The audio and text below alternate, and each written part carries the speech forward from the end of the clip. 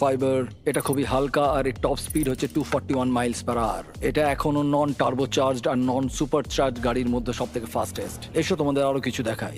ভেতরে 3টে সিট আছে। ওয়াও, এই কারের ওজন হচ্ছে 2300 পাউন্ডস। এখনকার মডার্ন কারদের ওজন মোটামুটি 4000। তুমি অন্য গাড়িগুলোর সঙ্গে নোলানের মাকেও কম্পেয়ার করতে তুমি পারো। একদম ঠিক বলেছো। হ্যাঁ। এমনকি নোলানের মাকে বেঞ্চমার্ক হিসেবে ইউজ করা যেতে পারে। তোমরা কি একটা রাইডে যাবে? হ্যাঁ অবশ্যই। কিছু করার নেই, চালককে মিডল সিটেই বসতে হবে। এটা কিন্তু না, আনকমফোর্টেবল। অতটাও খারাপ নয়। হ্যাঁ ঠিকই বলেছো, এটা অতটা খারাপ মনে হচ্ছে না, কমফোর্টেবল।